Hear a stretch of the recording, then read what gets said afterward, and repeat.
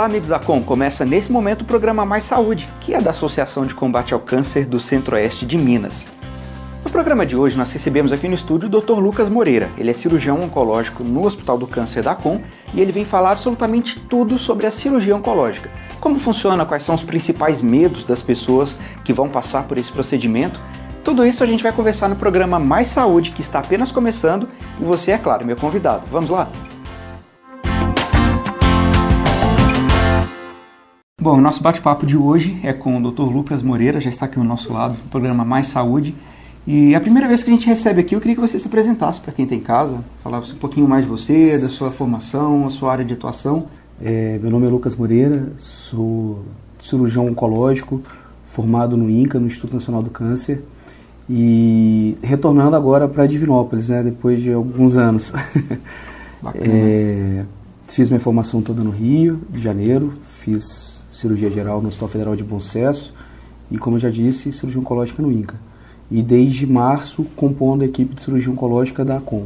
Muito bacana, hein? Primeiramente, seja muito bem-vindo, tanto aqui no programa quanto na Com. Obrigado, A instituição, Paulo. Ela sempre, né, nesse trabalho de prevenção, tratamento, assistência, a equipe Sim. ela tem que ser composta de bons profissionais e principalmente de pessoas que entendam, né, o funcionamento da Com, né, que é uma ONG que vive de doações e que faz pelo paciente, às vezes até o que muitas vezes as pessoas acreditam ser impossível, né? E você sendo aqui de Divinópolis, eu imagino que já conhecia a Com de outras oportunidades, enfim.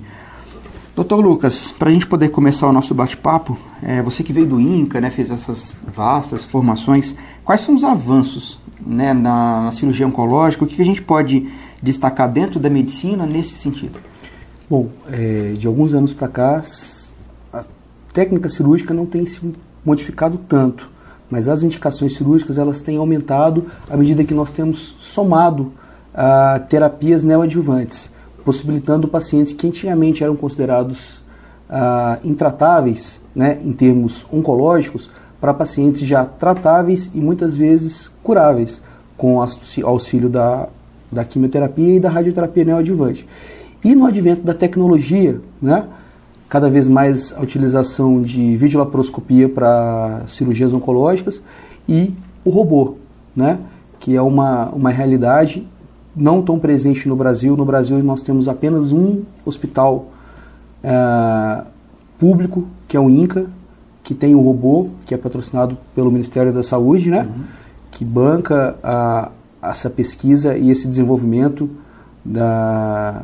desse treinamento em cirurgia robótica, mas fora do Brasil isso já é uma realidade. E espero que isso torne a nossa realidade também em breve. E dentro das técnicas conhecidas e utilizadas dentro do Sistema Único de Saúde, dentro do que a gente oferece, as técnicas não mudaram tanto, mas os avanços principais eles se dão na quimioterapia, que pode às vezes até chegar a evitar a necessidade de um procedimento cirúrgico, não? Não, muitas vezes para tumor, isso é muito relativo, né? Isso depende muito do estado geral do paciente. A gente pode extrapolar algumas vezes para tumores de reto num paciente idoso, que você opta por fazer a neoadjuvância com quimio e radioterapia, ou às vezes tratamento exclusivo, e observar a evolução daquele tumor. Muitas vezes esse tumor ele desaparece e você acompanha de perto esse paciente sem necessariamente ter a necessidade de uma cirurgia. Né? Isso é avaliado em casos, de caso a caso. Benefícios e... Exatamente. Entendi. E dentro das indicações, né, da cirurgia oncológica, ela é indicada geralmente para quais tipos de tumores? Porque a gente tem, por exemplo, tumores ou cânceres que a pessoa, por exemplo, não tem necessidade, não tem indicação cirúrgica, e outras ela é a primeira indicação.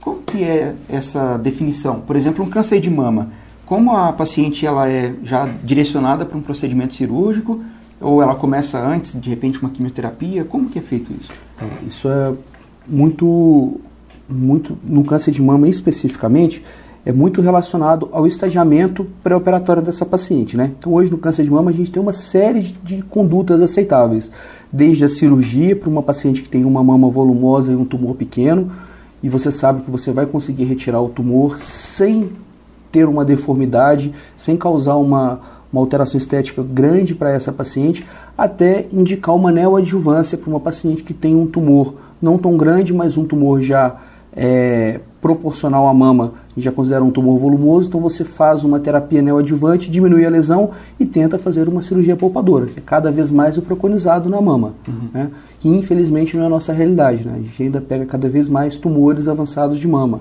A prevenção ela não é tão observada nesse sentido, né, de sempre fazer os exames, né, de tomar os cuidados devidos para que o câncer, né, a doença que for, onde quer que seja, né, que seja diagnosticado precocemente. Exatamente. Né? E quando que ela é combinada com a químio ou a rádio? Né? Bom, isso varia de tumor para tumor, né? O tratamento básico para o câncer é a cirurgia, certo? Então, tumores sólidos, um tumor de estômago, um tumor de pâncreas, um tumor de cólon ou de reto, o tratamento inicial para esse paciente é a cirurgia, tá? Cirurgia nos padrões oncológicos, com a linfadenectomia adequada. Dependendo do estadiamento desse paciente, principalmente para tumores de estômago, que é cada vez mais a conduta preconizada para tumores mais avançados de estômago, iniciar uma quimioterapia neoadjuvante, ou seja, antes de operar, reduz esse tumor, espera-se um intervalo aí de aproximadamente 30 dias do término da quimioterapia e faz a cirurgia e depois complementa o tratamento com quimioterapia de acordo com o resultado desse histopatológico. E também para tumores de reto, por exemplo, reto baixo, reto médio, às vezes até reto alto, dependendo da extensão da doença, preconizado hoje a neoadjuvância, né, com quimio e radioterapia. Por um período, certo? Completa-se esse ciclo de tratamento, espera-se um período entre 6, 8 até 10 semanas, dependendo do protocolo, e aí sim faz a cirurgia preconizada, que é a ressecção, a retossigmoidectomia, né, ou a ressecção anterior de reto, com excisão total do mesorreto, e esse paciente vai ser encaminhado depois para reavaliação com o oncologista clínico e radioterapeuta de acordo com o resultado desse histopatológico, ou seja, o resultado da peça que foi retirada na cirurgia. E o objetivo, então, esse pré-tratamento, vamos dizer assim, esse pré-cirúrgico, é tentar diminuir um pouco a lesão, tentar controlar um pouco melhor aquilo, para depois a cirurgia não ser tão agressiva. Exatamente, e principalmente diminuir as chances de recidiva, né? Esse é o grande detalhe da quimioterapia. É você tornar um paciente que tem uma doença muitas vezes irressecável, torná-la ressecável e com menores chances de recidiva. Esse é o grande ponto da neoadjuvância. E nesse caso consegue-se então cirurgias menos agressivas, porque algumas a gente percebe que elas são bem mais volumosas, eu diria, no sentido de áreas que são retiradas, né, tecidos, enfim. Qual que é o critério que diferencia uma cirurgia bem agressiva de uma outra? Tudo vai da prevenção, do estadiamento da doença? Exatamente. Ou o tipo de tumor já determina, não, a gente precisa tirar uma margem maior? Não, tudo depende do estadiamento da doença, né? Então a gente tem uma doença avançada, muitas vezes se o paciente ele tem condições, a gente tem que sempre lembrar que a gente está tratando um paciente, não tratando a doença, né? Então se a gente tratar sempre a doença, a gente, infelizmente, nós vamos perder um número importante de vezes, né? O nosso ideal é sempre tratar o paciente e dar ao paciente o tratamento que ele consegue suportar. Então, se a gente tem um paciente jovem com performance status, que é uma escala que a gente utiliza para avaliar a atividade diária desse paciente, um performance status, paciente com performance status 0, 1 ou 2, são pacientes que a gente sabe que ele vai suportar uma cirurgia mais agressiva. Então, por exemplo, se na cirurgia a gente observa um tumor avançado com invasão de outros órgãos, a gente sabe que a chance da gente ressecar toda aquela doença em monobloco e fazer um tratamento oncológico e esse paciente recuperar e ter uma sobrevida maior, e muitas vezes a cura, ela é real. Então a gente sempre avalia caso a caso. O ideal é sempre fazer o tratamento adequado para o paciente, mas de maneira oncológica, ou seja, deixar uma cirurgia que a gente considera R0, ou seja, sem resíduo tumoral. Tá? Esse é o nosso ideal. E aí, como você falou a respeito da quimioterapia, ela complementa nesse sentido, para que não tenha nenhum outro... Ela complementa muitas vezes até na adjuvância, né? Por exemplo, você faz uma cirurgia, retira um tumor de colo e nos linfonodos avaliados ele vem com um linfonodo comprometido, ou seja, o tumor que já estava no intestino, ele já migrou para um linfonodo, uma ínguazinha que fica no tecido dentro da barriga. E aí sim, esse paciente ele é um paciente candidato a fazer quimioterapia adjuvante, ou seja, depois da cirurgia. E desses porque a gente está falando dos principais casos de tumores no intestino, estômago, né? Quais são os tumores mais frequentes que vêm para a cirurgia e em que estado geralmente eles se encontram? Então, hoje em dia a nossa realidade na COM, né? A gente opera muito tumor de cólon e reto, tá? Muito tumor de estômago, principalmente esses 3 tumores, né? Tipo, cólon, reto, estômago. Alguns tumores ginecológicos, porque são tumores agressivos, que normalmente eles envolvem alças intestinais, pegam bexiga, então são necessárias ressecções mais completas, associadas a linfadenectomias, tá? Pélvicas e às vezes até paraórticas, dependendo do tipo de tumor.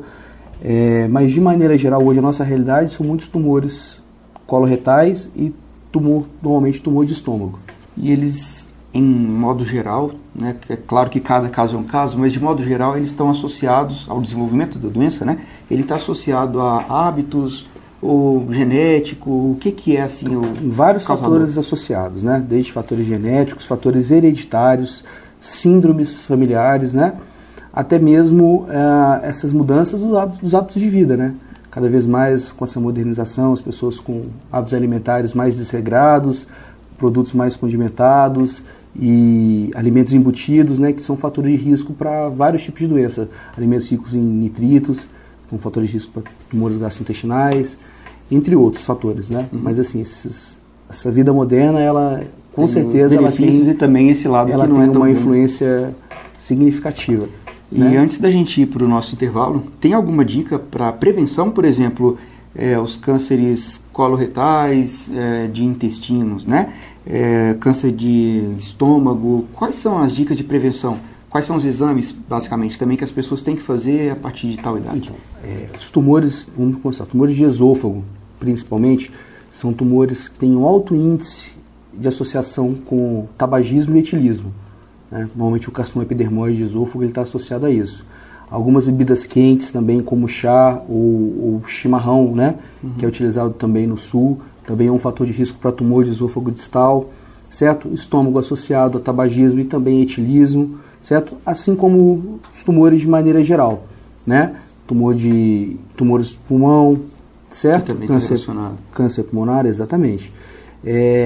Acho que o bom senso ele é muito importante, né? Você levar uma vida regrada, sem excessos, certo? Evitar sempre tabagismo, etilismo e alimentos industrializados de maneira geral. Defumados, exatamente, né? Exatamente. E com relação isso com relação à prevenção. E com relação a exames, é sempre importante ter o seu médico, o seu clínico, porque existem vários protocolos de segmento, né? Mulheres fazendo mamografia a partir de 50 anos de idade, o autoexame da mama orientado e o exame clínico da mama, por exemplo, a pesquisa de sangue oculto nas fezes para a população de maneira geral a partir dos 50, e se der alguma alteração, a investigação com outros exames associados.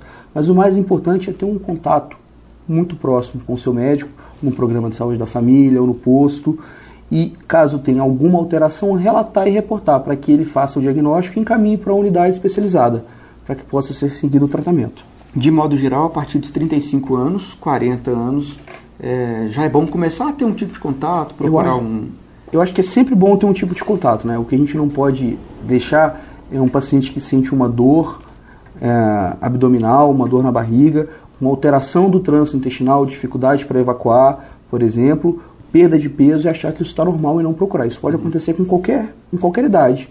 Então é importante ter esse contato com o médico para fazer o diagnóstico precoce. Lembrar que quanto antes fizer o diagnóstico para o câncer, melhor. E maior a chance de cura. E o câncer é uma doença curável. As pessoas têm que entender isso. As pessoas têm muito de achar que, eu sempre falo isso aqui no programa Mais Saúde, que o câncer é como se fosse uma gripe, né? Que ela começa lá, a pessoa adquiriu o vírus lá, enfim, não importa a forma. Depois de um dia ali ela começa a manifestar os sintomas, mas depois de uma semana, 10 dias, aquilo melhora, né? E o câncer não, né? 10 dias...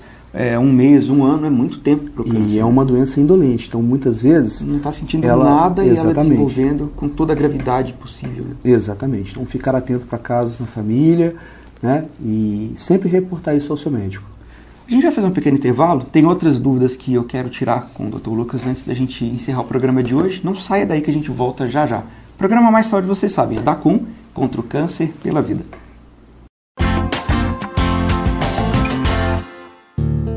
Graças a uma grande rede de apoio e à parceria com o Centro-Oeste CAP, a construção do Centro de Diagnóstico avança com um ótimo ritmo.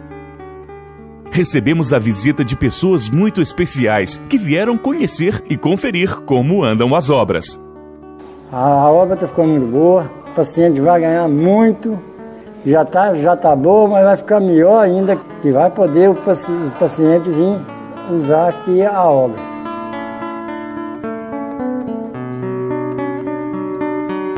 Faz os exames mais rápido, já dá os resultados mais diagnosticados, não sei. Mas aí a gente descobre mais o problema mais rápido, pode tratar mais rápido. E não precisa ficar na fila de espera toda a vida.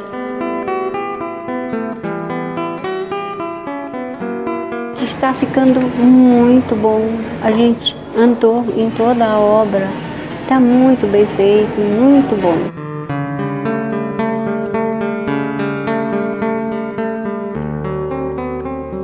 Olhares surpresos e fé no futuro são nossa maior motivação.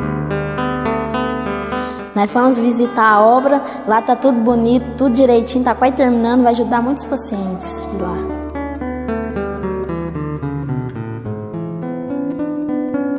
Mas mais bem ainda vão ficar depois quando nós passar lá para nova obra. Vai ter mais melhoria ainda do que estou. Porque muito bem a gente está. Mas mais bem ainda vão ficar ainda, né?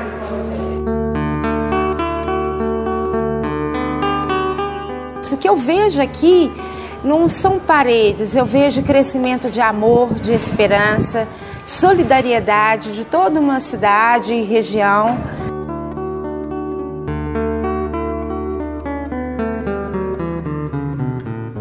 Acom, sua doação faz tudo acontecer.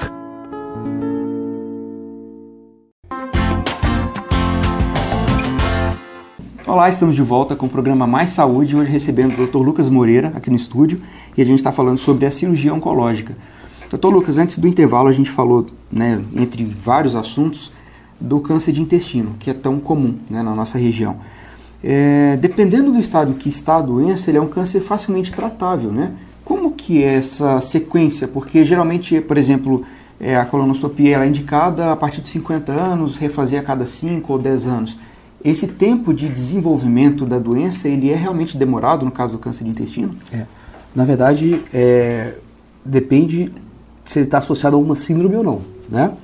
Normalmente, ele se desenvolve a partir de um pólipozinho do intestino, como se fosse uma pequena alteração na mucosa do intestino, tá? E nessa alteração é onde surge o câncer, nesse pólipo, tá? Então é importante fazer essa colonoscopia, de acordo com as indicações do médico que está assistindo o paciente, tá? E investigar esse pólipo. Muitas vezes é feita essa polipectomia ou a retirada desse pólipo pela colonoscopia e mandado por patologista. O patologista vai avaliar e vai identificar se é um pólipo, um adenoma com displasia, que é uma alteração histológica dessa lesão, com tendências a virar um tumor, certo? E muitas vezes nessa ressecção do próprio pólipo, você já encontra um câncer. E dependendo de como foi feita essa ressecção e da localização, já está curado com a própria ressecção endoscópica. Tá? Mas é importantíssimo ter esse segmento para evitar que um pólipo vire um tumor. O tempo médio dessa evolução descrito é de até 10 anos, mas de um pólipo pequeno tornou um tumor avançado. Certo? Então a gente sempre evita isso. Né? E uma pessoa, por exemplo, que nunca fez um exame de sangue oculto, nem nenhum exame de detecção, e ela faz e é diagnosticada com um tumor, não tão avançado, mas já é um tumor. Qual que é o procedimento? Porque o nosso intestino é uma das partes mais compridas, se é que a gente pode dizer assim, do nosso corpo, né? Ele é muito grande, né? Acho que não tem o que inventar, é falar isso mesmo, ele é muito grande. Como que é? Porque tem cirurgias que retiram ali trechos, né, do intestino. Certo. E o paciente, a pessoa depois vive normalmente. Como que é essa adaptação quando há a presença de uma doença e que faz essa cirurgia? Então, a primeira coisa antes da cirurgia, a gente faz o estadiamento do paciente. Então a gente determina a extensão da doença, certo? E, então a gente avalia o tamanho da doença, se tem presença de linfonodos associados, se tem presença de metástase à distância, que já é a doença que não está localizada mais no órgão de origem dela. tá? E a partir daí a gente toma conduta. Então vamos imaginar que a gente tem um paciente com tumor de cólon, tá? Um tumor de cólon direito, um câncer de cólon direito, que a princípio não tem metástase. Então nós vamos fazer uma cirurgia para esse paciente, que é a retirada do cólon direito. Nós retiramos o cólon direito desse paciente cirurgicamente e depois fazemos uma anastomose. Anastomose é o nome técnico que a gente dá uma junção de uma parte do intestino com a outra, tá? E é feita por grampeadores lineares que a gente utiliza hoje, com grampos metálicos, ou mesmo manual, com fio de sutura, certo? E o paciente tem uma vida normal, sem alterações, certo? E nesses casos, por exemplo, quando é usado o grampo ou a própria cirurgia com sutura de ponto normal, o paciente ele vive normalmente, ele não tem nenhuma adaptação, por exemplo, de dieta, ou, por exemplo, quando usa grampo não tem que retirar, igual quando tira pontos? Nada, absolutamente nada disso. Vida normal, tá? Às vezes o paciente ele pode alterar um pouco de constipação com quadros diarreicos, mas aí o organismo ele vai se adaptar a essa perda desse intestino e vida normal. Muitas vezes você consegue controlar esse paciente com mudanças dos hábitos alimentares, né? Mas isso é o menor dos problemas. É bem tranquilo. E essas perguntas, assim, eu imagino que quem está em casa, às vezes passando até por esse momento, né, de diagnóstico, enfim, deve ter muitas dúvidas, né? Quais são os principais questionamentos de quem vai para uma primeira consulta e sabe que vai enfrentar ali uma cirurgia ou um tratamento um pouco mais agressivo? Então, hoje a dúvida principal do paciente é se ele vai ter cura, né? Ele já chega no consultório perguntando: doutor, e aí, tem jeito? E, claro, sempre tem um jeito. O tratamento ele é sempre dado ao paciente, né? E o nosso tratamento hoje, ele visa sempre melhorar a qualidade de vida do paciente e aumentar a sobrevida dele. E muitas vezes a cura, certo? Dependendo do estadiamento. Então tudo depende de um diagnóstico precoce, tá? E são vários medos, várias perguntas, muito relacionado ao tipo de tumor. Por exemplo, um tumor de estômago, o paciente fica com medo se vai ter que retirar o estômago todo ou não, como ele vai fazer para se alimentar. Um tumor de mama, por exemplo, se vai ter que retirar toda a mama. Um tumor de partes moles, dependendo da extensão, se vai ter que fazer uma amputação, como vai ficar para ele ter essa reabilitação após. E um tumor de intestino, que é muito comum o medo dos pacientes da colostomia. Muitas vezes eles não entendem bem o funcionamento da colostomia, que é um passo importantíssimo no tratamento do câncer coloretal. Muitas vezes necessário e muitas vezes ele salva a vida do paciente. Que a colostomia seria a retirada desse Que a colostomia é a retirada do intestino e ao invés de juntar o intestino, ou às vezes até juntando, a gente coloca um pedaço do intestino para fora da parede abdominal, tá? Junto daquela bolsinha. Para quê? Para que as fezes saiam por ali. Por algum motivo a gente tem que fazer isso antes da cirurgia, porque o paciente está com uma obstrução intestinal. Então o tumor obstrui a luz do intestino, a gente tem que fazer a colostomia primeiro, esperar o paciente melhorar clinicamente para depois abordar essa parte do intestino. Então é uma fase do tratamento e é importantíssimo que o paciente entenda isso e as mudanças do dia a dia do paciente elas vão ser mínimas. É uma questão de adaptação, como tudo na vida, né? Com certeza. Nosso tempo está encerrando, mas alguma outra questão que a gente não falou que seja importante antes da gente terminar esse bate-papo tão bacana sobre cirurgia oncológica? Bom, o recado que eu deixo é que acho que o diagnóstico tem que ser feito precocemente, então as pessoas elas têm que estar atentas a isso. Qualquer dúvida, procure o seu médico assistente ou clínico, no programa de saúde da família ou no posto de saúde e saibam que o câncer é uma doença curável, desde que tenha um diagnóstico precoce. Isso é o mais importante, que acho que talvez a mensagem que fica dessa conversa hoje é isso. Porque às vezes as pessoas nos ouvindo ficam com medo, né, da cirurgia, de tudo que a gente falou, mas tudo está relacionado realmente, né, ao diagnóstico precoce, porque ele pode evitar todo esse transtorno, né, todas essas questões, né, vindas depois de um tratamento que se precisa fazer mais severo, né, enfim, um tratamento um pouco mais complicado. Bom, assim a gente encerra o nosso bate-papo, né, de hoje. Eu queria muito agradecer a sua participação. A gente sempre tem dúvidas, né, a respeito das cirurgias, como que elas são feitas, em que casos ou não são indicadas. Espero a gente poder conversar de novo. Sempre que precisar, estou à disposição, Paulo. Muito bom, muito obrigado. Vocês que estão em casa, o programa termina por aqui, mas na semana que vem estaremos aqui com mais novidades para vocês. Um grande abraço, pessoal. Fiquem com Deus. Até mais.